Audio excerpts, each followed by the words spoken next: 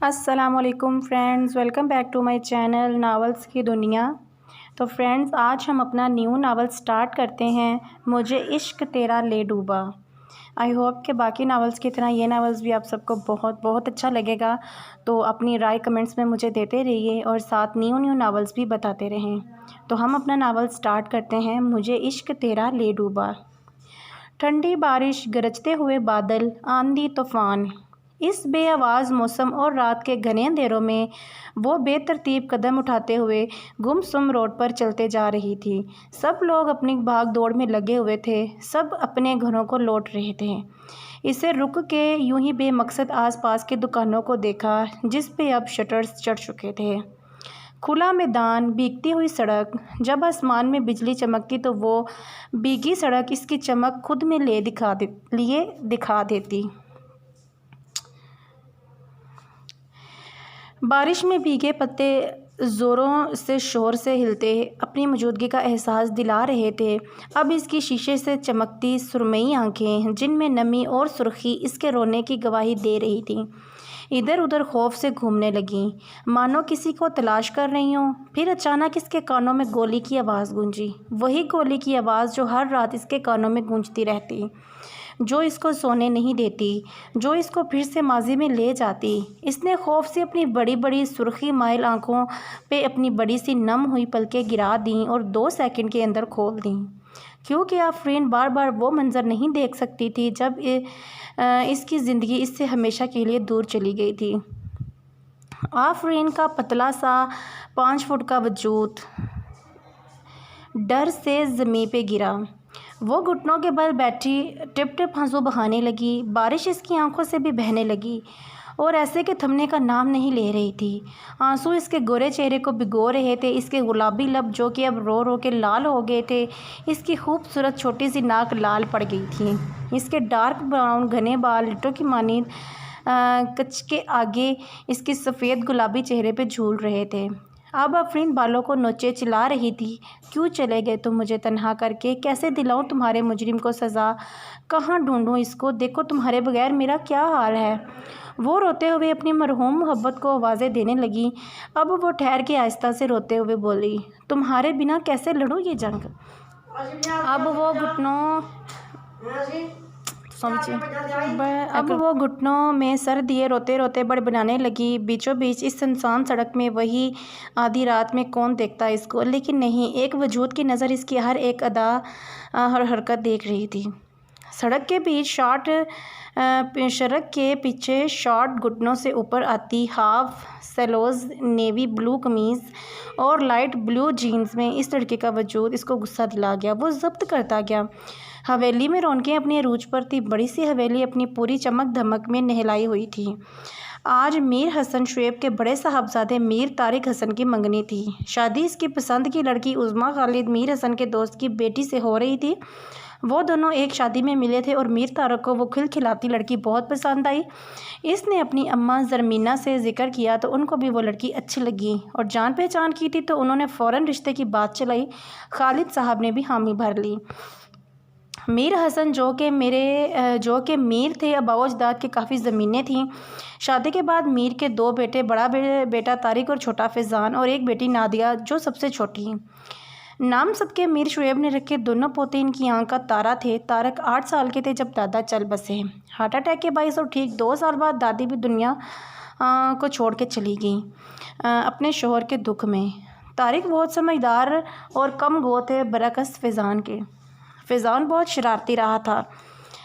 حسن صاحب نے دونوں بیٹوں کو لندن بھیج دیا پڑھائی کے لیے، اور نادیہ کو اس کی اور ناولز کا شوق اور ٹی وی خواہش کے مطابق پاکستان میں ہی انٹر کرائی۔ اس کو پڑھائی سے زیادہ رہا تھا۔ 8ویں کے بعد دونوں بیٹوں کو لندن بھیج دیا۔ طارق اول پوزیشن لیا کرتا اور فیضان اللہ اللہ کر کے پاس ہو جاتا۔ انٹر کے اس سے پڑھا نہ گیا اور وہ واپس آ گیا۔ میر حسن کو بہت غصہ آیا مگر وہ کہاں کسی کی سنتا۔ ضد اس کی طبیعت کا حصہ بن چکا تھا اور پاکستان میں ہی آ کے باپ کے پیسوں پر پڑھنے لگا، اور طارق لندن کے علاوہ یونیورسٹی میں بزنس پڑھ رہا تھا، اور فیضان تھا کہ دن بدن بگڑ رہا تھا اور گھر میں طارق کی تعریفیں اور اپنے اوپر ملاطین سن کر چلتا تھا۔ حسن صاحب نے آدھی زمینیں طارق اور آدھی زمینیں فیضان کے نام کر دیں، اور جب وہ زمینیں سنبھالنے کی بجائے ان کو بیچ کر عیاشیوں پر اتر آیا، پھر جب حسن صاحب کو اس بات کا علم ہوا تو انہوں نے وہ زمینیں بھی طارق کے نام کر دی، صرف چند زمینیں ہی اس کے نام رکھیں۔ اور جب طارق لندن سے واپس آیا اور جاب کرنے کا فیصلہ پاکستان میں ہی کیا، سب اس کے ہی گن گاتے رہتے، اور ایسے ہی اس کو اپنے بھائی سے نفرت ہونے لگی، اور بھائیوں کی آپس میں کم ہی لگتی تھی۔ نادیہ کو انٹر کے بعد شادی کروا دی گئی اس کے اسد شاہد سے، وہ ان کے دور کے رشتہ دار تھا، اور نادیہ نے بھی باپ کی مرضی کا احترام کیا، اور اسد کو اپنے باپ کی زمینیں تھیں اور اپنی جاب بھی۔ وہ شاہد صاحب کی اکلوتی اولاد تھا اور نادیہ کے لیے اچھا شوہر ثابت ہوا تھا، اور وہ دونوں اب دبئی میں رہا کرتے تھے اسد کی جاب کی وجہ سے۔ آپی تم ابھی تک تیار ہو رہی ہو اور باہر تمہارے دولہا صاحب تمہارا انتظار کر رہے ہیں۔ غزل اس کو بارات کا بتانے آئی تھی اور عظمیٰ کو یوں آئینے کے سامنے کھڑا دیکھ کر بولی، منگنی کا فنکشن خالد صاحب کے لان میں رکھا گیا تھا، دیکھو ٹھیک لگ رہی ہو نا غزل؟ عظمیٰ اس کے سامنے کھڑے ہو کر پوچھنے لگی۔ پرپل گولڈن پیروں تک آتا فراک، ماتھا پٹی اور گلو بند ہار پہنے وہ بہت خوبصورت لگ رہی تھی۔ غزل اس کا جائزہ لیتے ہوئے بولی، بالکل چاند کا ٹکڑا لگ رہی ہو جیجا، خیر ہوا بس؟ وہ شرارت سے بولی، ہر وقت بے تکی ہانکتے رہنا تم بس۔ عظمیٰ چڑھ کر بولی، اچھا نا اب چلو، سب نیچے انتظار کر رہے ہیں، اور رکو اتنا ہلکا میک اپ کیا ہوا ہے آپی، میں تھوڑا ڈارک کر دیتی ہوں۔ غزل میک اپ باکس لیے بولی۔ جب صفیہ بیگم کمرے میں آئیں اور کہا، لڑکیوں ابھی تک تم لوگوں کی تیاری ختم نہیں ہوئی، چلو نیچے سب انتظار کر رہے ہیں۔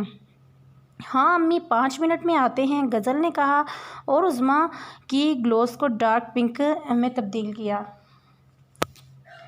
صفیہ بیگم اپنی بڑی بیٹی کی آنکھوں میں نظر اتارتی اور دعائیں دیتی چلی گئیں۔ غزل عظمیٰ کو لے کر اسٹیج پر پھولوں سے سجے صوفے پر، جہاں طارق بیٹھا ہوا زرمیہ بیگم سے بات کر رہا تھا، بٹھائے چلی گئیں، اور غزل اس کو نیٹ کے گھونگھٹ سے گور کر رہ گئی۔ ماشاءاللہ میری بہو تو چاند کا ٹکڑا ہے۔ زرمیہ بیگم نے اس کی نظر اتاری۔ بیٹا میں سب کو بلا کے لاتی ہوں اور رسم شروع کرتے ہیں۔ وہ گئیں اور میر فیضان تھا کہ کہیں نظر ہی نہیں آ رہا تھا۔ اب غزل گھبرانے لگی، کیونکہ وہ پہلی دفعہ طارق کے سامنے بیٹھی تھی اور پھر پہلی دفعہ اس کو دیکھ رہی تھی۔ شادی وہ اپنے بابا کی مرضی سے کر رہی تھی۔ انگوٹھے کی رسم ہو گئی تو سب نے ایک دوسرے کو مبارکباد دی اور ہلا گلا اور ڈانس میں مشغول ہو گئے۔ وہ دونوں خاموشی سے سب دیکھ رہے تھے۔ طارق کے چہرے سے خوشی واضح تھی۔ ہم عظمیٰ مبارک ہو۔ طارق نے خاموشی توڑی۔ جی، اس نے گھبراتے جواب دیا، جس کو طارق نے نوٹ کر لیا تھا۔ آپ شاید نروس ہو رہے ہیں، اس نے مسکراتے ہوئے اسے نیٹ کے گھونگھٹ سے دیکھتے ہوئے کہا۔ وہ چونکی اور اپنی بڑی سیاہ آنکھوں سے سامنے بیٹھے شخص کو دیکھا جو پل میں اس کی گھبراہٹ سمجھ چکا تھا۔ دراز قد، کسرتی جسم، بھروئی آنکھیں، انابی لب اور براؤن بال اوپر کیے ہوئے وائٹ کرتے پر براؤن واسکٹ اور مونچھیں اس کی وجاہت بڑی پرسنالٹی کو چار چاند کر رہی تھیں۔ عظمیٰ 2 سیکنڈ میں اس کا جائزہ لیتے ہوئے بولی، نہیں بس پہلی بار اس طرح آپ کے ساتھ بیٹھی ہوں تو اس لیے۔ وہ آنکھیں نیچے کرتی ہوئی آہستہ سے بولی، میر طارق کو اس کی حیا سے جھکی ہوئی آنکھیں پاگل کر گئی، سمجھ سکتا ہوں، پر آپ ایک بات بتائیے کہ آپ ہمارے رشتے سے خوش ہیں؟ اس نے جاننا چاہا۔ میرے ماں باپ نے یہ رشتہ میرے لیے بہتر سمجھا، وہ خوش اور مطمئن ہیں تو مجھے ان کے انتخاب پر پورا بھروسہ ہے۔ عظمیٰ پہلے تو اس کی بے باکی پر چونکی، کیسے اس نے جھٹ سے ایسا سوال پوچھا، پھر نارمل ہوتے ہوئے جواب دیا۔ طارق لندن میں رہ کر آیا تھا، اس لیے بے باک تھا، کچھ بھی کہنے سے یا کرنے سے ہچکچاتا نہیں تھا۔ کانفیڈنس اور سچائی اس کی پرسنالٹی کا ہمیشہ حصہ رہا تھا، اور اب طارق کو اپنی پسند پر فخر تھا، اور وہ فخریہ انداز میں مسکرا کر اپنے سامنے بیٹھی لڑکی کو دیکھ رہا تھا جس نے اس کے دل پر اپنی معصومیت سے راج کر لیا تھا۔ واہ بھئی، وہ ابھی کچھ بولنے ہی والا تھا کہ غزل آ گئی۔ واہ بھئی، یہاں تو گپ شپ بھی شروع ہو گئی۔ غزل نے ان دونوں کو بات کرتے دیکھ تو ان کو چھیڑنے کی غرض سے اسٹیج پر آتی ہوئی بولی۔ عظمیٰ نے جہاں اس کو گھورا وہیں طارق بولا، جی ہاں سالی صاحبہ، اب تو ہم ان پر حق رکھتے ہیں۔ آئے ہائے رومیو جی، نکاح تو ہونے دیں۔ غزل عظمیٰ کے ساتھ بیٹھتے ہوئے بولی، وہ بھی ہو جائے گا بس کچھ دنوں میں۔ طارق نے عظمیٰ کو دیکھتے ہوئے کہا تو وہ لال پڑ گئی شرم سے۔ ویسے آپی تم تو بڑی شرمیلی بنتی تھی، اب موقع دیکھتی شروع ہو گئی۔ ہاں، غزل نے عظمیٰ کو کونی مارتے ہوئے شرارت سے کہا۔ تو طارق نے کہا مارتے کہا نہیں، اب یہ الزام میری منگیتر پر، یہ واقعی بہت شرمیلی ہیں، آپ پہ نہیں گئیں شاید۔ غزل نے عظمیٰ کا خفگی بھرا چہرہ نوٹ کر کے اس کو مزید تنگ کرنا چاہا۔ عظمیٰ نے طارق اور غزل کو ہنستے ہوئے دیکھا، دونوں کی بڑھتی دوستی دیکھ کر اب بول پڑی، غزل بدتمیزی مت کرو، میں امی کو بتاؤں گی۔ طارق کو اس کی بچوں کی طرح بات کرنے پر ہنسی آ گئی تو وہ اس کو غصے سے دیکھنے لگی، اور طارق نے اس کو حیرانگی سے دیکھا جو سمجھ نہیں پائی، اور گردن جھکا کے پھر سے بیٹھ گئی۔ میں نے کہا خراب ہوں گردش چشم مست سے، اس نے کہا رسک کر سارا جہاں خراب ہے۔ غزل جو کہ ادھر ادھر ٹہل رہی تھی اور مہمانوں میں کھانا بانٹ رہی تھی، اس کے ہاتھ میں سالن کے ڈونگے تھے، وہ کسی سے ٹکرائی اور سامنے والے کے کپڑے سالن کی وجہ سے خراب ہو گئے۔ یہ کیا کیا تم نے؟ فیضان غصہ ہوتے ہوئے بولا۔ سوری، وہ میں نے دیکھا نہیں۔ اب سوری سے کیا ہونا ہے؟ فیضان تپ چکا تھا۔ کہا نا سوری، اور آپ آئیے واش روم تک، آپ وہاں واش کر لیں۔ غزل غصہ ہوتے ہوئے بولی اور فیضان بھی اس کے پیچھے چل دیا۔ اب اس کے پاس کوئی چارہ بھی نہیں تھا۔ ٹاول، فیضان نے سوال کیا۔ بالکل آپ کے لیفٹ میں، غزل نے جواب دیا۔ وہ کپڑے پوچھتا ہوا باہر نکلا اور بولا شکریہ۔ کوئی بات نہیں۔ وہ اب چلتے چلتے لون میں آ گئے تو غزل نے پوچھا آپ دولہا والوں کی طرف سے ہیں؟ وہ دونوں پہلی بار مل رہے تھے، کیونکہ جہاں طارق ہوتا وہاں فیضان نہ جایا کرتا۔ میں طارق کا بھائی ہوں فیضان، اور آپ؟ اس کے منہ پہ خفگی تھی جو غزل نہیں سمجھ پائی۔ میں غزل، عظمیٰ کی بہن۔ وہ اب جانے لگی تو فیضان نے پیچھے سے اس کو آواز لگائی، سنیے کھانا مل سکتا ہے؟ بہت دیر سے بھوک پر ہوں۔ جی ہاں آپ بیٹھیے، میں ابھی لائی۔ غزل یہ کہہ کر چلی گئی اور فیضان اپنی سوچوں میں غائب تھا۔ جب اس کو غزل آتی دکھائی دی، دونوں ہاتھوں میں پلیٹس لیے۔ تھینک یو، فیضان نے بولا۔ ویلکم، غزل بولتی پھر مہمانوں میں مصروف ہو گئی، اور فیضان کے دماغ میں کچھ چلنے لگا۔ منگنی ختم ہونے کے بعد عظمیٰ اسی حلیہ میں اپنی ماں کے پاس بھاگتی ہوئی کچن میں آئی، جو کہ ملازمہ کے ساتھ مل کر برتن دھلوا رہی تھی۔ اماں کچھ کھلا دے، بہت زوروں کی بھوک لگ رہی ہے، ایسا لگ رہا ہے چوہے پیٹ میں دوڑ رہے ہیں۔ وہ ادھر ادھر کھانا تلاش کرنے لگی۔ ایک تو ہر وقت بھوک کی ستائی ہوئی ہوتی ہے، صفیہ بیگم اپنی بیٹی کو گھوری نوازتے ہوئی بولی، اور کھانے کے کچھ ٹونگے اس کے سامنے رکھتی ہے۔ اب وہ وہی کچن میں بیٹھی کرسی کھینچ کر کھانے کے ساتھ بھرپور انصاف کرنے لگی۔ اماں لینڈ لائن پہ جیجا جی کی کال آ رہی ہے، غزل کچن میں آ کر شرارت سے بولی۔ عظمیٰ کے کھانا کھاتے ہاتھ رک گئے اور اب وہ وہاں سے بھاگنے کی کرنے لگی۔ امی میں سونے جا رہی ہوں، نیند آ رہی ہے بہت۔ ارے رک، طارق سے بات کرتی جا، صفیہ بیگم نے بولا۔ اماں نہیں پلیز، وہ روتی ہوئی شکل بناتی بول دی۔ ارے میں ان کو بول کر رہی ہوں کہ تم کچن میں ٹھونس رہی ہو، اب بات نہیں کرو گی تو وہ کیا سوچیں گے؟ غزل تو پہلے ہی بندوبست کر کے آئی تھی۔ اماں دیکھا اس کو، یہ دن بدن بدتمیز ہوتی جا رہی ہے۔ عظمیٰ تو بے بسی سے رونے کو تھی۔ کمبخت، کر لے تھوڑی دیر بعد کیا چلا جائے گا تمہارا، ویسے بھی کوئی غیر نہیں ہے، منگیتر ہے تیرا، اور 2 دنوں میں تیرا نکاح ہے اس کے ساتھ، صفیہ بیگم ڈانٹتے ہوئے بولیں۔ اب عظمیٰ کے پاس کوئی چارہ نہیں بچہ۔ یہ دیکھ کہ عظمیٰ منہ پھلائے بات کرنے چلی گئی۔ السلام علیکم، وہ دھیرے سے بولی۔ وعلیکم السلام، کھانا کھا لیا آپ نے؟ بڑی کم آواز اس کی سماعتوں سے ٹکرائی۔ اس کو اپنی بہن پر غصہ آ گیا جو نہ جانے کیا کیا بول کر آئی تھی۔ جی، وہ اتنا ہی بولی۔ آپ سے بات کرنے کو دل چاہ رہا تھا، آپ کو برا تو نہیں لگا میرا یوں فون کرنا؟ طارق نے جاننا چاہا۔ ابھی 20 منٹ پہلے ہی تو آپ یہاں سے ہو کر گئے تھے اور اب فون بھی کر ڈالا۔ اس کو برا تو لگا تھا، اس لیے انڈائریکٹلی استفسار کر لیا۔ مطلب آپ کو برا لگا؟ وہ ہنسنے لگا۔ ہنس کیوں رہے ہیں آپ؟ وہ اس کی بات کو اگنور کرتی بولی۔ یوں ہی، اس نے مسکراتے کہا۔ عظمیٰ کو منگنی والی بات یاد آئی جب اس نے غزل سے اماں کو شکایت کرنے کو کہا اور طارق ہنس پڑا تھا، اور تب بھی اس نے کندھے اچکا کر اس کو کچھ نہیں بتایا تھا، اور اب بھی ایسا ہی کر رہا تھا۔ طارق کو اس کی معصومیت اچھی لگی تھی اور اس کو اس معصومیت سے بات کرنے پر ہنسی آئی۔ یہ بھی اس بات کا اظہار تھا کہ اس کو اس کی باتیں اچھی لگ رہی تھیں۔ شاید آپ کو بلا وجہ ہنسنے کی عادت ہے، اس نے نروٹے پن سے کہا۔ جب میرے پاس آپ آئیں گی تب آپ کو میرے ہنسنے کی وجہ بھی پتہ لگ جائے گی۔ وہ اس کی بات سن کر شرم سے لال پڑ گئی۔ میں سونے جا رہی ہوں، مجھے نیند آ رہی ہے، وہ جلدی سے بولی۔ وہ پھر ہنسا اور کہا اوکے، گڈ نائٹ، اپنا خیال رکھیے گا۔ عظمیٰ نے جھٹ سے فون رکھ دیا۔ عجیب انسان ہے، بلا وجہ ہنستا ہے۔ وہ بڑبڑاتی اوپر اپنے کمرے میں سونے گئی۔ کیا بات ہے بتاؤ جلدی، اور ایک ایک لفظ بتانا۔ غزل نے جیسے ہی اس کو آتے دیکھا اس کے پاس، وہ چکے گئی۔ تمہیں کیسے بتاؤں؟ وہ بیڈ پر لیٹتے ہوئے بولی۔ آئے ہائے، ایسی بھی کیا باتیں ہیں جو محترمہ بتا بھی نہیں رہی؟ غزل دوسری سائڈ پر لیٹے کوہنی تکیے پر ٹکاتی ہوئی بولی۔ تم مجھ سے بات ہی مت کرو، کیا ضرورت تھی تمہیں ان کے سامنے الٹی سلٹی ہانکنے کی؟ عظمیٰ کمبل اوڑھے ہوئے بولی۔ یہی تو دن ہے آپی، میں اپنی آپی کو جی بھر کے تنگ کروں؟ وہ اس کے گرد اپنی باہیں حائل کرتے پیار سے بولی۔ اب زیادہ مکھن نہ لگاؤ، تم بچا کے رکھو اپنے ان کے لیے۔ عظمیٰ بھی چھیڑتے ہوئے اس کو بولی۔ آپی وہ برا مان گی؟ ہاں ہاں، کیا صحیح تو کہہ رہی ہوں، مجھے تو چلے جانا ہے کچھ دنوں میں اس گھر پہ، پھر یہ مکھن تم اپنے اگلے گھر کے لیے بچاؤ۔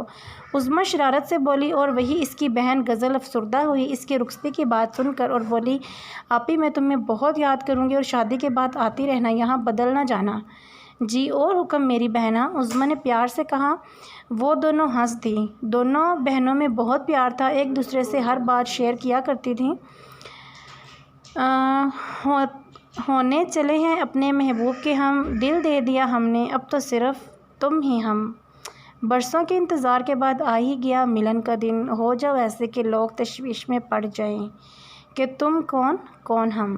اور دیکھتے دیکھتے نکاح کا دن بھی آ گیا۔ اب نکاح ہو چکا تھا اور اب دونوں کے ساتھ اسٹیج پر بٹھایا گیا۔ وہ سہاگ کے لال جوڑے میں حسین لگ رہی تھی اور طارق گولڈن شیروانی اور لال پگڑی میں بہت جچ رہا تھا۔ غزل کھڑی اپنی سہیلیوں سے خوش گپوں میں مصروف تھی۔ اس نے آج کے دن کے لیے گہرے سبز جوڑے کا انتخاب کیا جس پر گولڈن کام نفاست سے کیا گیا تھا اور وہ رنگ اس پر کھلا کھلا لگ رہا تھا۔ فیضان جو کہ اپنی دھن میں اندر آیا، اس خوبصورت پری پر نظر پڑتے ہی اس کو دیکھنے لگا۔ اس نے آج براؤن شلوار قمیض زیب تن کیا ہوا تھا جو اس پر کافی جچ رہا تھا۔ وہ ڈریسنگ کے معاملے میں ہمیشہ سے ہی کانشیس رہا تھا۔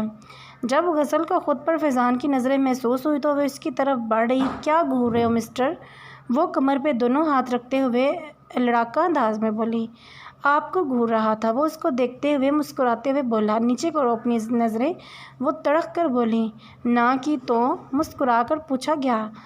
تو تم اپنی آنکھیں ضرور گنوا بیٹھو گی، وہ سوچتے ہوئے جھٹ سے بولی۔ فیضان نے اس کا ہاتھ پکڑا اور ایک سنسان کونے میں لے گیا جہاں کوئی نہیں تھا۔ یہ خالد صاحب کے لان کا پیچھے والا حصہ تھا اور بہت ہی سنسان ہوا کرتا، جہاں سوکھی گھاس اور سوکھے ہوئے 2 درختوں کے علاوہ کچھ نہ تھا۔ یہ کیا کر رہے ہو تم مجھے یہاں کیوں لائے ہو؟ تمہارا دماغ تو ٹھیک ہے نا؟ وہ کب سے اپنا ہاتھ اس کی مضبوط گرفت سے چھڑانے کی ناکام کوشش کر رہی تھی۔ لو نکال لو آنکھیں، بندہ حاضر ہے، وہ اس کے درخت کے ساتھ لگاتے ہوئے اس کے سامنے چہرہ کر کے بولا۔ کتنے گھٹیا ہو تم؟ وہ حیران ہوئی۔ کسی کو پسند کرنا گھٹیا پن ہے؟ وہ سنجیدہ ہوا۔ چھوڑو میرا ہاتھ اور ہٹو پیچھے۔ وہ اس کو پیچھے ہٹانے لگی پر وہ ٹس سے مس نہ ہوا۔ یہ ہاتھ میں چھوڑنے والا تو نہیں مگر ہاں بہت جلدی تھامنے والا ضرور ہوں۔ وہ اس کا ہاتھ اپنی آنکھوں کے سامنے کیے بول رہا تھا۔ مجھے درد ہو رہا ہے فیضان۔ وہ کراہی کیونکہ کانچ کی چوڑیاں جو کہ کچھ ٹوٹ چکی تھیں اس کو بری طرح چبھ رہی تھیں۔ فیضان نے اس کے ہاتھ کو جھٹ سے دیکھا جہاں چوڑیاں چبھنے سے ہلکا ہلکا خون رس رہا تھا۔ سوری غزل، وہ میں تمہیں تکلیف نہیں دینا چاہتا تھا۔ غزل نے گرفت ہلکی محسوس کرتے ہوئے ہاتھ چھڑایا اور دوسرے ہاتھ سے پکڑ کر خون بند کرنے کی کوشش کرنے لگی۔ رکو یہ لو، وہ اس کو اپنا رومال دیتا ہوا بولا۔ غزل نے جھٹ سے اس کے ہاتھ سے رومال لے کر خون صاف کرنے لگی۔ اندر چلو میرے ساتھ، وہ پریشانی سے اس کو دیکھتا ہوا بولا۔ میں تمہارے ساتھ کہیں نہیں جانا، وہ آنکھوں میں آنسو لیتی اس کو دیکھ کے بولی۔ اور فیضان نے پھر وہی عمل دہراتے ہوئے اس کا ہاتھ پکڑ کے پیچھے کے دروازے سے ہی اندر لے جا کر لاؤنج میں صوفے پر بٹھایا اور اب ادھر ادھر کچھ تلاش کرنے لگا۔ اس کو ٹیوب مل ہی گیا اور پریشان چہرے کے ساتھ غزل کے ہاتھ پر آرام سے لگانے لگا۔ غزل کوئی چوں چاں کیے بغیر اس سے ٹیوب لگوا رہی تھی۔ اس کو فیضان کی اپنے لیے پرواہ کرنا اچھا لگا تھا۔ اب بیٹر فیل ہو رہا ہے؟ فیضان بولا۔ ہاں تھینک یو، وہ جانے لگی۔ سوری فیضان شرمندہ ہو کر کہنے لگا۔ اٹس اوکے، وہ بنا مڑے کہہ کر چلی گئی۔ زخم دے کر دوا لگا رہے ہو، دل رجھا کر ہوا لگا رہے ہو، واہ ستمگر تیری ادا بھی نرالی ہے، پہلے دل میں بسے اب بے حیائی کا الزام لگا رہے ہو۔ اب فیملی فوٹو شوٹ کے بعد رخصتی کا ٹائم تھا۔ عظمیٰ سب سے رخصت ہو کر اپنے گھر چلی گئی۔ رسموں کے بعد اس کو طارق اور اس کے بیڈ روم میں بٹھایا گیا۔ اب وہ طارق کا انتظار کر رہی تھی۔ طارق کمرے میں داخل ہوا اور دروازہ بند کرنے لگا۔ غزل کا دل بری طرح دھڑکا۔ وہ چلتا ہوا بیڈ پر اس کے سامنے بیٹھ گیا اور اس کو اپنی نظروں میں سمانے لگا اور وہ اپنا شرارہ مٹھیوں میں زور سے جکڑے سر جھکائے بیٹھی رہی۔ طارق نے اس کی گھبراہٹ محسوس کی تو بولا، آپ نے کچھ کھایا پیا ہے؟ عظمیٰ نے بس سر ہلایا۔ طارق نے اس کے ہاتھ اپنے ہاتھوں میں لیے اور سہلا کے کہنے لگا، عظمیٰ آج میں بہت خوش ہوں کہ جس سے میں نے محبت کی اس کو میں عزت سے اپنی بیوی بنا کر اپنے نام کر چکا ہوں۔ پہلے میں نے صرف آپ کو پسند کیا، پھر آپ کی حیات دیکھ کر آپ سے محبت کرنے لگا، اور اللہ گواہ ہے میرے دل میں آپ کے لیے جو بھی جذبات ہیں وہ سچے اور نیک ہیں۔ وہ اس کی آنکھوں میں دیکھتا ہوا بول رہا تھا اور وہ اس کی گہری بروئی آنکھوں میں ڈوبتی جا رہی تھی۔ آپ سے وعدہ کرتا ہوں جب تک زندہ ہوں آپ کے ساتھ رہوں گا، آپ کو ہر خوشی دوں گا جس کی آپ حقدار ہیں، آپ کو بیویوں والی عزت دوں گا اور ہمیشہ آپ کے ساتھ سچا رہوں گا۔ اور اس کو دیکھ کر آنکھوں میں محبت لیے بول رہا تھا، آپ کو آج کے دن کیا چاہیے؟ ویسے تو ساری زندگی آپ کی ہر جائز خواہش پوری کروں گا، پر ایک روایت میں کہتے ہیں کہ آج کے دن بیویاں جو خواہش کرے وہ شوہر کو پوری کرنی چاہیے، تو چلیں بتا ہی دیں آپ۔ طارق محبت سے بولا، مجھے جو چاہیے تھا ان سب کا آپ نے پہلے ہی وعدہ کر لیا ہے۔ ایک عورت کے لیے اس سے بڑھ کر کیا چیز ہو سکتی ہے کہ اس کا شوہر اس کو عزت، پیار، محبت دے، اس کے ساتھ سچا رہے۔ اور میں بھی آپ کے ساتھ وعدہ کرتی ہوں ہمیشہ ایک وفادار بیوی بن کر رہوں گی اور آپ کو وہی عزت دوں گی جس کی آپ حقدار ہیں، اور ہمیشہ بس آپ کی ہی بن کے رہوں گی۔ عظمیٰ نے مسکراتے ہوئے اس سے کہا۔ وہ بھی مسکرایا اور اس کے گال پہ اپنے ہاتھ کی پشت پھیرتا ہوا بولا، مجھے آپ پر پورا یقین ہے اور آپ کے لیے چھوٹا سا پہلا تحفہ میری طرف سے اسے کبھی اپنے سے جدا نہ کرنا میری یہ نشانی ہے، اور یہ آپ کو ادھر کسی کی یاد دلاتا رہے گا۔ آپ میر طارق حسن کے منقوہ ہیں۔ طارق نے جیب سے ایک سونے کا خوبصورت پینڈنٹ نکالا جس پر چھوٹا سا دل بنا ہوا تھا، ایک طرف ٹی اور دوسری طرف یو لکھا ہوا تھا۔ اب طارق اس کے پیچھے بیٹھ کر اس کو لاکٹ پہنانے لگا۔ تھینکس طارق۔ طارق نے لاکٹ پہنا لیا تو عظمیٰ نے کہا، اور اسی طرح ایک خوبصورت رات گزر گئی اور دو روحوں کو آپس میں جوڑ گئی، اور اب ان کی نئی زندگی کا آغاز ہونے چلا تھا جس میں کئی خوبصورت رنگوں کے ساتھ بہت سارے امتحان بھی تھے۔ نہیں نگاہ میں منزل تو جستجو ہی سہی، نہیں وصال میسر تو آرزو ہی سہی۔ گرمی کا موسم تھا، یہ ایک تپتا ہوا دن تھا اور سورج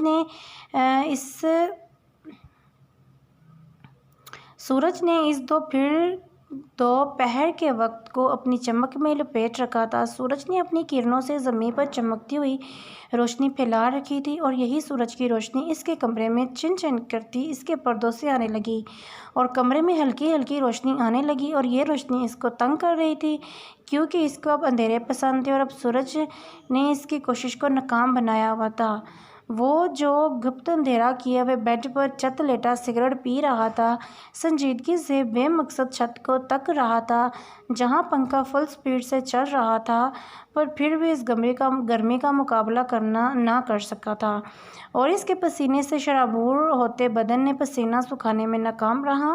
اس کے چہرے سے اس کے احساسات نمایاں تھے، پر چہرے پر کوئی ایک احساس نہیں، کئی سارے احساسات نے ڈیرا جمایا ہوا تھا، بے بسی، ناکامی، ہار، دکھ، غصہ اور انتقام کی آگ جو کئی سالوں سے اس کے دل میں جل رہی تھی اور وہ اس کو بجھا نہیں پا رہا تھا۔ آگ نے اس کی زندگی اندھیرا کر رکھی تھی، اس کی بھوری آنکھیں سرخی مائل ہوئی تھیں اور اس کی بے خوابی کی گواہ بنی ہوئی تھیں، اس کی عنابی گلابی سے لب، بڑی ہوئی شیو، مغرور کھڑی ہوئی ناک، گورے گال جو اب شدید گرمی کی وجہ سے لال پڑ رہے تھے، اور اس کے بڑے ہوئے سنہرے بال جو بالکل باب پہ گئے تھے، اور اس کی گرین اور بلیک چیک پہ شرٹ جس کے سارے بٹنز کھلے، جس میں سے اس کی سفید بنیان دکھائی دے رہی تھی۔ وہ اپنے سنگل بیڈ پر لیٹا تھا۔ ایش ٹرے بہت سی راکھ اور سگریٹ کے چھوٹے ٹکڑوں سے بھر چکی تھی۔ وہ سگریٹ بہت پیتا تھا اور پریشانی میں تو کافی زیادہ۔ اس کا خستہ حال چھوٹا سا اندھیرے میں ڈوبا کمرہ جس پر پردوں سے بس تھوڑی سی روشنی آ رہی تھی، جس میں بس ایک سنگل دراز والی الماری جس میں سامان پورا نہ آنے کی وجہ سے اوپر بیگ رکھا ہوا تھا، ایک ٹوٹا ہوا لکڑی کا ڈریسنگ ٹیبل، بیڈ کے سائڈ میں چھوٹا سا ٹیبل جس پر اس کا فون اور بائک کی چابیاں رکھی ہوئی تھیں، ایک صوفہ جو کہ بڑی کھڑکی کے سامنے رکھا ہوا تھا، اور اس کی بہت ساری چیزیں ادھر ادھر بکھری ہوئی تھیں۔ وہ بہت کیئرلیس تھا، کوئی بھی چیز کا پتہ نہیں رکھتا۔ وہ اپنی دنیا میں غائب، خود کو من ہی من گالیاں دیتا رہا جب ایک سادہ سی عورت اس کے کمرے میں داخل ہوئی۔ 10 سالوں کا پرانا جوڑا، چہرے پہ محنت و مشقت کے آثار نمایاں تھے۔ وہ اس کی ماں تھی، اس کی زندگی، اس کی امید، اس کی سب کچھ۔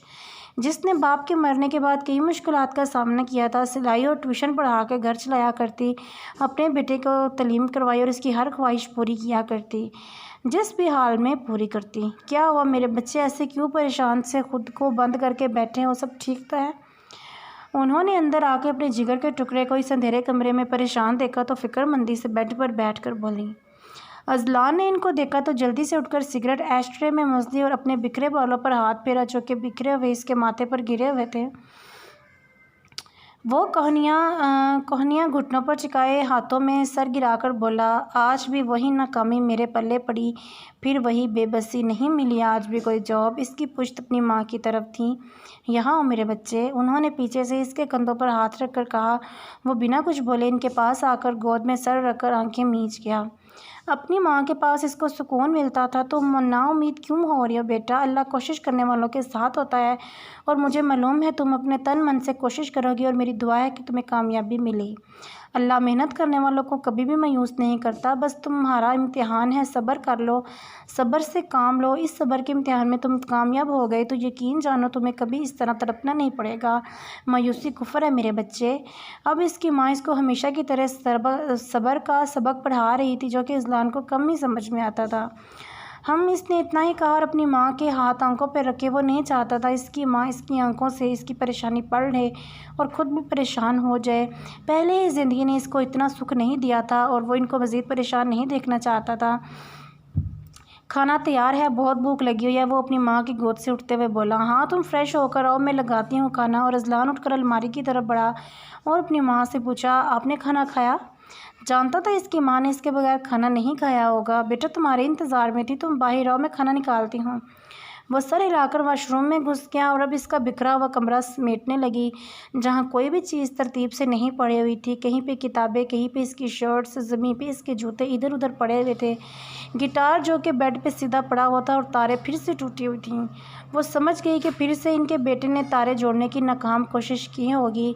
اس کو میوزک سے بہت لگاؤ تھا اور انہوں نے ہی اس کو پیسے جوڑ توڑ کے گٹار لے کر دیا تھا اور اب اس کی تاریں جڑوانے تک کے پیسے نہ تھے۔ وہ افسوس سے گٹار کو دے کر ایک کونے میں رکھ کر کمرے کے دروازے کی طرف بڑھنے لگیں تو ان کا پیر کسی چیز سے ٹکرایا۔ انہوں نے نیچے دیکھا، اس کی بیٹ پڑی ہوئی تھی۔ وہ ٹھہرا کرکٹ کا بھی دیوانہ، اپنی مرحوم باپ اور بھائی کی طرح، اور اپنے بھائی کے بیٹ اپنے پاس ہی رکھی ہوئی تھی۔ ایک تو یہ لڑکا کوئی چیز اپنی جگہ پہ نہیں رکھتا، بے ترتیب انسان۔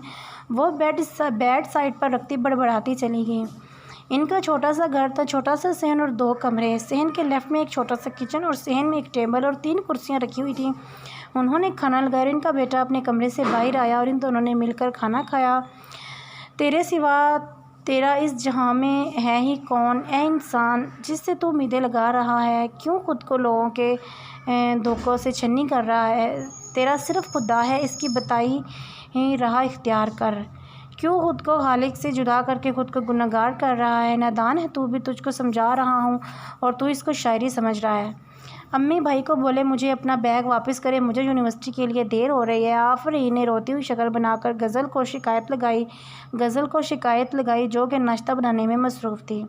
تم دونوں کو تو اللہ پوچھے گا، جب دیکھو لڑائی جھگڑا کرتے رہتے اور پھر آ کر میرا سر کھپاتے ہو۔ تم دونوں کی لڑائی ہے، خود ہی جانو تم لوگ۔ غزل ان دونوں کی روز کی حرکتوں سے تنگ ہو کر بولی اور ناشتہ لے کر کچن سے باہر گئی۔ امی آپ کو ذرا بھی ترس نہیں آیا مجھ غریب پر؟ کب سے فہیم بھائی کے پیچھے بھاگ رہی ہوں، ٹانگوں میں ہی درد ہو گیا ہے۔ اف۔ وہ غزل کے ساتھ ڈائننگ ٹیبل پر بیٹھی اور وہ روتی ہوئی شکل بنا کر گھٹنوں کو دبانے لگی اور اماؤن کی ایکٹنگ کرنے لگی۔ چپ کر آفی، مار کھائے گی تو مجھ سے ایک دن۔ سدھر جا، چھوڑ دے اب یہ بچپنا۔ غزل آفرین کا کان کھینچتی ہوئی بولی۔ چھوڑ دے اس بندریا کو امی، نازک ہے بہت، ایسا نہ ہو 2 منٹ کے بعد دیکھے تو اس کا کان آپ کے ہاتھ میں ہو۔ فہیم آفرین کا لیڈیز بیگ اپنے کندھوں پر لٹکائے غزل کی پلیٹ سے آملیٹ منہ میں لیتا ہوا بولا۔ اب اتنی بھی نازک نہیں ہے بھائی جتنا آپ مجھے سمجھتے ہیں، اور دے مجھے اب میرا بیگ۔ وہ اس کے کندھے سے بیگ اتارنے کی کوشش کرنے لگی۔ چھوڑو بندریا، پڑھ کر کیا کرو گی؟ ویسے بھی شادی کے بعد برتن ہی تو مانجنے ہیں تمہیں۔ وہ بیگ مضبوطی سے تھامے مصنوعی غصے سے آفرین کو تنگ کرتے ہوئے بولا۔ ابھی مجھ میں تو دیر ہے بھائی، پہلے آپ کی شادی ہونی ہے، اور میں برتن تو مانجنے والی نہیں، لیکن ہاں آپ کی بیوی سے منجوانے والی ضرور ہوں۔ آفرین فہیم کو غصے سے بات کرتا دیکھ تڑخ کر بولی، دیکھتا ہوں میں بھی کیسے منجواتی ہوں برتن، وہ بھی میر فہیم حسن کی بیوی ہے۔ وہ اس کے غصے سے لال ہوتے ناک کو انگوٹھے اور شہادت کی انگلی سے کھینچتا ہوا بولا، شرم بھائی، پہلے سے ہی کیسے سائیڈ لی جا رہی ہے، توبہ، آج کل کے لڑکے تو ماں کے سامنے کیسے بے باک ہوتے جا رہے ہیں۔ غزل چپ کر کے سر تھامے اپنے دونوں بچوں کو دیکھ رہی تھی۔ آفرین اب کچھ نہیں کر سکتی تھی، یہ دیکھ کر اب فہیم کو امی سے پٹوانا چاہتی تھی، اور کرسی پر بیٹھتی ہوئی بولی۔ اب اس کی پشت فہیم کی طرف تھی۔ فہیم نے بیگ اس کے سر پر مارا اور دانت نکالتے بولا، بول کون رہا ہے؟ امی دیکھیں، تو خود اپنے منگیتر سے سب کے سامنے باتیں کرتی ہے اور مجھے معصوم شخص پر الزام لگا رہی ہے بے باکی کی۔ بھائی بہت برے ہیں آپ۔ وہ اب صحیح معنوں میں چڑ گئی تھی اور سر پر اپنی 3 انگلیاں مسلتی ہوئی بیگ لٹکا کر یونیورسٹی کے لیے نکل گئی۔ ناشتہ تو کر کے جا آفی بیٹا، غزل نے پیچھے سے آواز لگائی۔ مجھے نہیں کھانا کوئی ناشتہ واشتہ، بھوکی رہ کر مر جاؤں گی بس، پھر آپ دونوں کو سکون ملے گا۔ وہ بنا منہ موڑے اپنی ناراضگی اور غصے کا اعتراف کر کے باہر نکل گئی۔ دیکھا، ناراض کر دیا بچی کو، اب سارا دن کیسے بھوکی رہے گی؟ غزل فہیم کو ڈانٹتی ہوئی بولی، کچھ نہیں ہونا اس پیٹو کو، 2 منٹ کی بھی بھوک برداشت نہیں ہوتی، اسے کھا لے گی کچھ نہ کچھ، فکر نہ کریں، اب اس غریب کو بھی کچھ کھلا دیں، آفس جانا ہے۔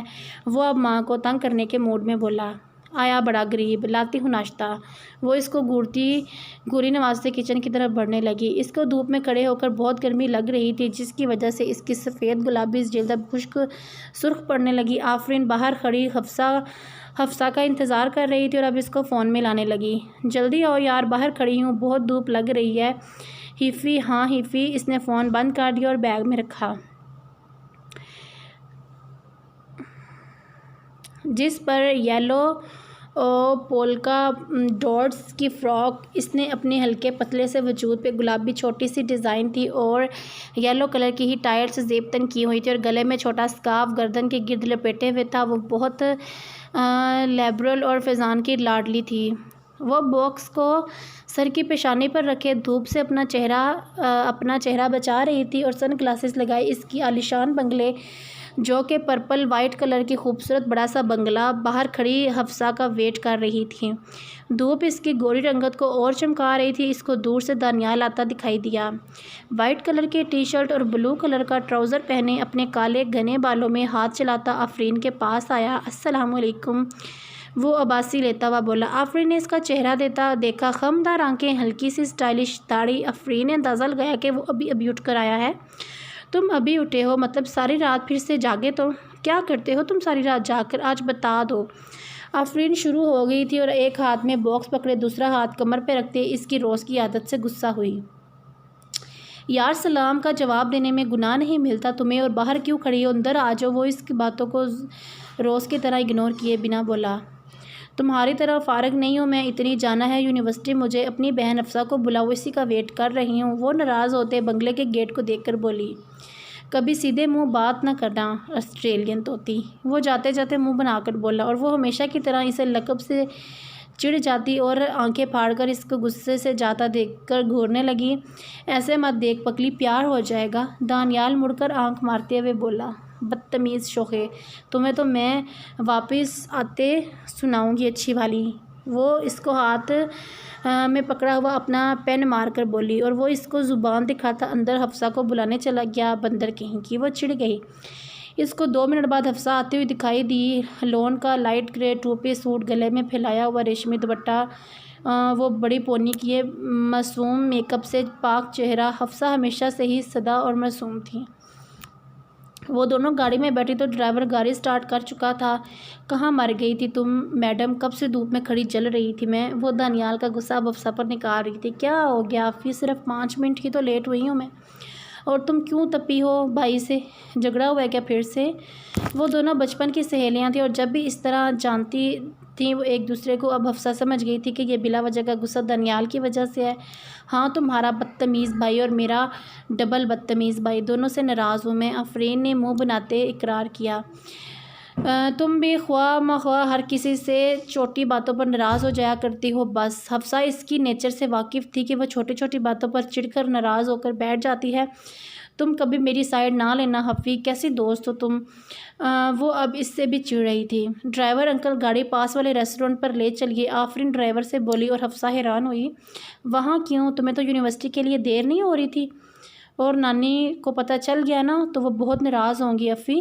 حفیہ حیرت سے بولی، یارا ابھی تو مجھے اپنے پیٹ کی فکر ہے، گھر سے ضد میں کچھ نہیں کھایا، بہت بھوک لگی ہوئی ہے۔ آفرین پیٹ پر ہاتھ رکھ کے بیچارگی سے بولی، سدھر جاؤ حفی تم۔ حفصہ کو ڈر لگنے لگا کہ نانی کو نہ پتہ لگ جائے ورنہ ان دونوں کی شامت آنی تھی۔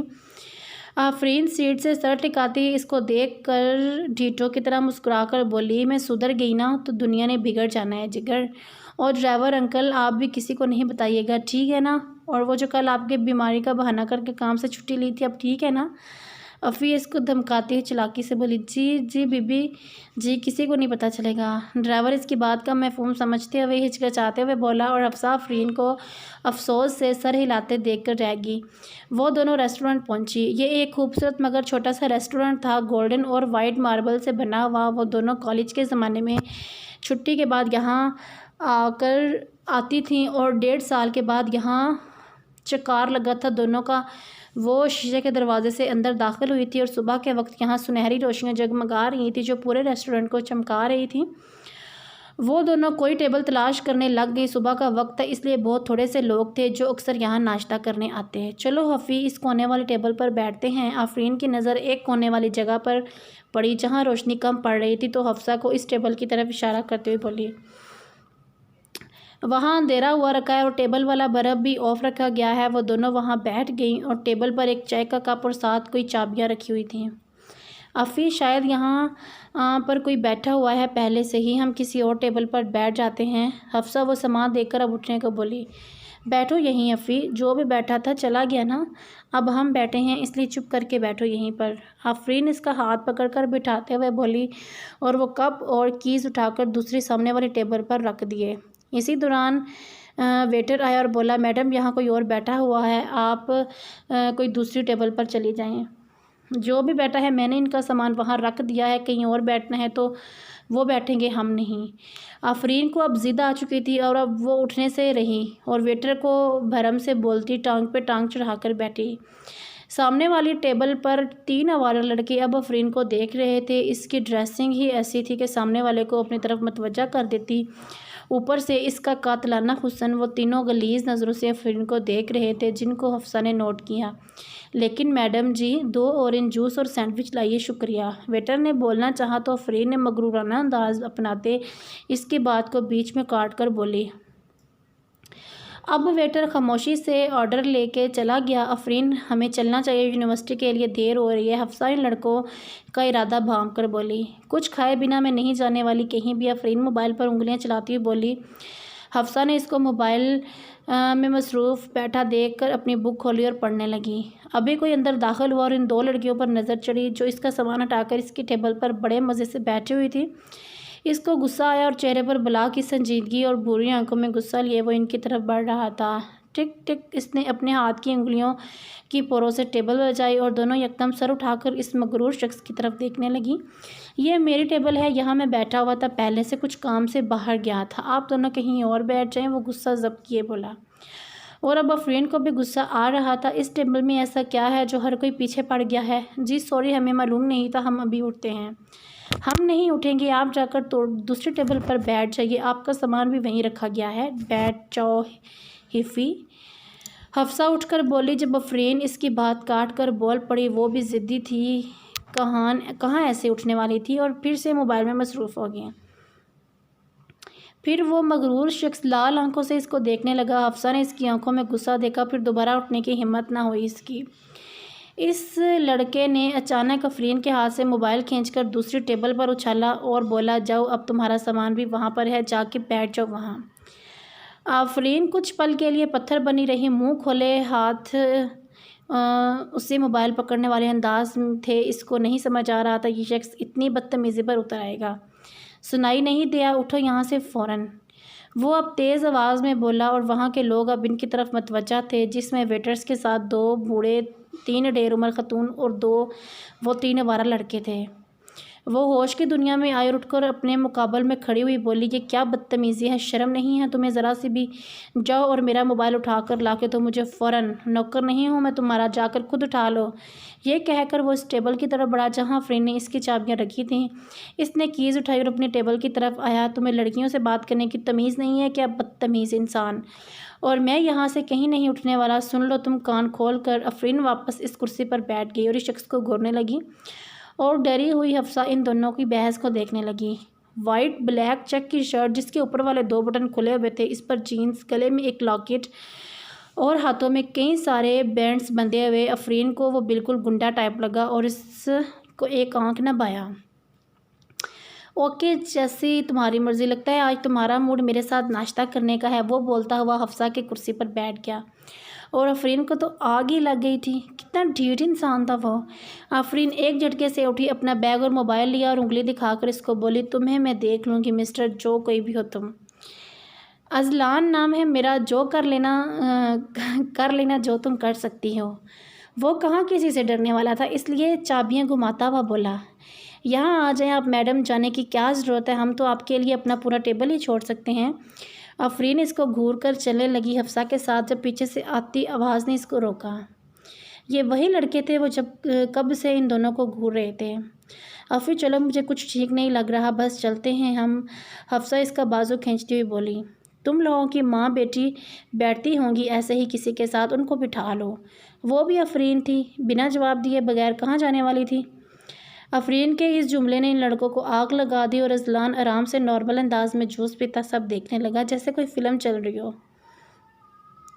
बाकी सब बूढ़े शोर से तंग आकर जा चुके थे और अब इनके और वेटर्स जो कि अपने काम में मसरूफ़ थे, उनके सिवा वहाँ कोई ना था। और मैडम, ख्याल से बात करो, ऐसा ना हो कि पछताना पड़े तुम्हें बाद में। एक लड़का आफरीन की तरफ बढ़ा और अपना हाथ इसके बाजू पर ले जा रहा था, तभी इसको पीछे से एक तेज़ आवाज़ ने रोका, वहीं रुक, लड़की के पास मत जाओ वरना तू सही सलामत अपने पैरों पर घर नहीं जा पाएगा।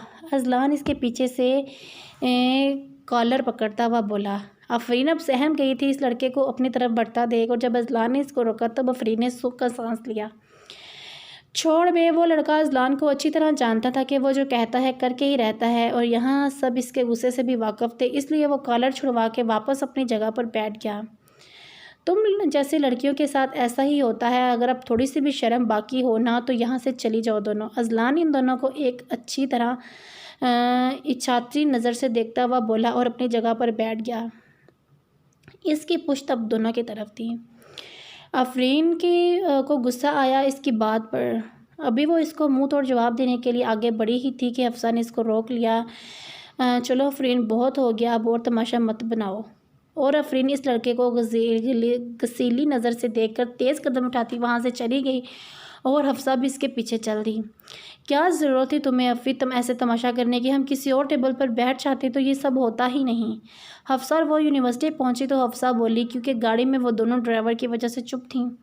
इस कमीने इंसान का मतलब क्या था कि मेरे जैसी लड़की, और तुमने मुझे क्यों रोका हफ़ी? मैं भी सुनाती उसको अच्छी वाली। आफरीन फिर से सबका गुस्सा इस पर उतार रही थी।